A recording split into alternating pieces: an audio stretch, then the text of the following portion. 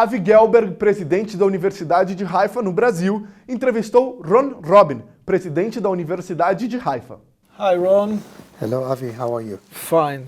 Thank you for coming to Brazil. My Mr. pleasure. Ron Robin is the president of Haifa University, the most important and largest university in the north of Israel. I would like today to hear a little bit about the university first, so our public will get to know us a little bit better. Sure, Avi. I actually would not call us the most important university in the north of Israel. In many aspects, we're the most important university in Israel. We are the university that has taken upon itself to be inclusive of all groups in Israeli society, to expand the middle class in Israeli society, and embrace every single group who has perhaps been at the margins of Israeli society over the years. So in that sense, we're definitely the most important university in Israel. We're also the most important university addressing one of Israel's most compelling challenges, and that is the sea. We are, for all practical purposes, an island nation. We're cut off from our neighbors on the east. We have a long border on the Mediterranean, which is our lifeline. It's a source, you know, Avi, of 70% of our water. It's a source of energy that will supply Europe and will be a wonderful substitute to Russian gas in the future. And it will be a major source of protein in the future as rainfall changes and we go through climate change. We're also the most important university in Israel by virtue of the fact that we educate Israel's defense elite.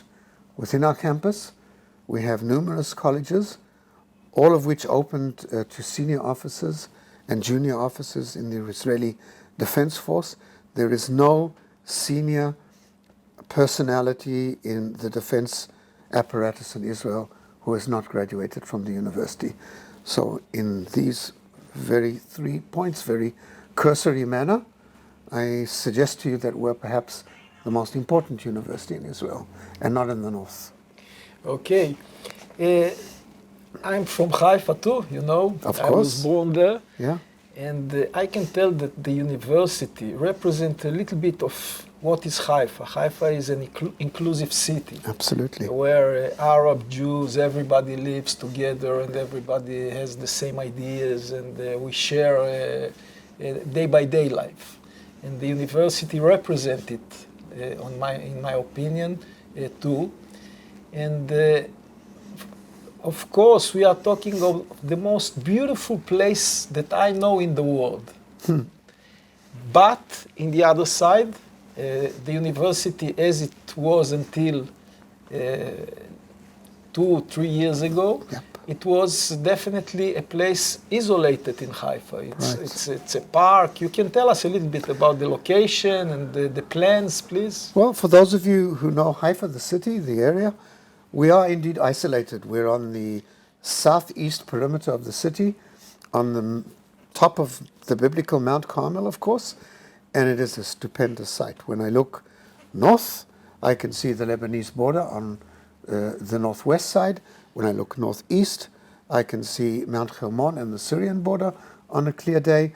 I can see half of the country from the window of where I sit. I sit in a tower, which, by the way, was built by Oscar Niemeyer. Wow. You may know this. Yes. Yes.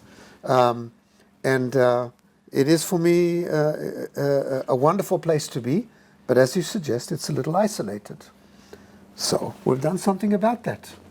Yeah, we've built a cable car that links us down to our sister institution, the Technion, and then continues to the railway station and is in close proximity to a new campus that we have built downtown in the old port area, thereby reviving this area, which was, quite frankly, run down and not very attractive until recently.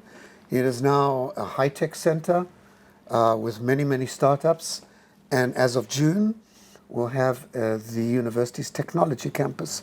3,000 students at steady state, studying computer science, data science, all in close proximity to a railway station that will bring students from the south, from the north, from the east. Everyone will be able to access this university. So the cable car brings us closer downtown. What's the capacity of this cable car? Oh my gosh, the cable car can at any given time have about 2,000 passengers. Wow. Yes. So it can bring all town upstate. It can bring everybody uptown and up to the top of the mountain, where, by the way, we've spent a lot of money right now. This is our 50th anniversary. Maybe our viewers should know this. 50 years, it's not for starters. It's not, no. But we, of course, don't look backwards. We're looking forwards to our next 50 years. And our next 50 years promise to be very exciting. We have spent a lot of money on facelifting of the campus on Mount Carmel. We have a new statue garden that will be open soon. We have a new observatory tower on the top of the Nehemiah building. And we have phenomenal routes taking people through the architecture and art that is in the campus. And all of this is linked down to the railway station, to the port. And so seamlessly now, we become this institution that has an impact on the entire metropolitan area and is changing the metropolitan area. As you know, many places are transformed by the presence of students, by the presence of research activities. This is where we are right now. We are injecting an element of futuristic development into Haifa, and this is what we intend to do over the next few years.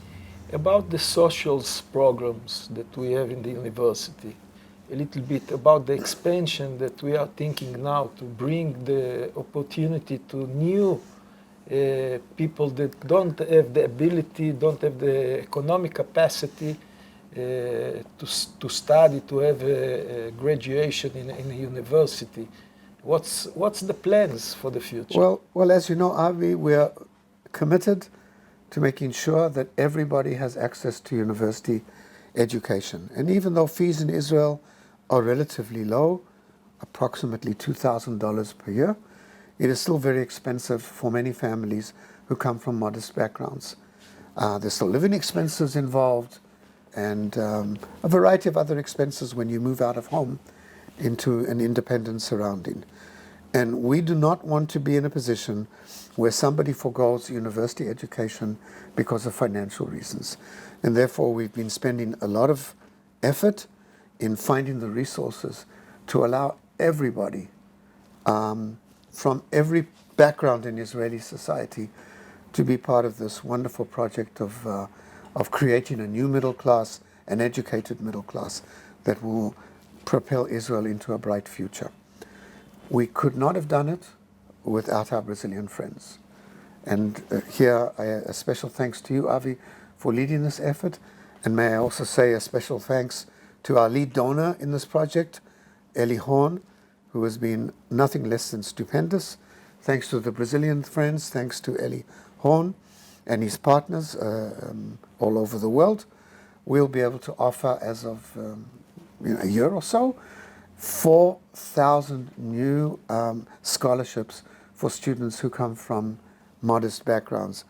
Now, if you time this by 20 years, because Eli has committed to a large amount of money to be paid on an annual basis for 20 years, this will transform Israeli society. And we are talking about 80,000 students. It's only an impact of 1 million in a society of 10. It's mind-boggling. It's absolutely mind-boggling. It's amazing. Yeah. Okay, Ron, appreciate so much. I know that we have such long way to do. We have a big visit here ahead of us of people in the community, of universities like University of São Paulo, like Institute Einstein, the hospital and the institute. So we will have some busy day, and I thank you for your time and for coming here to Brazil and give us a little bit light about what is going to happen in the next years. And I can promise you only one thing, and the viewers as well, I'll be back. Okay, thank you. Shalom. Shalom.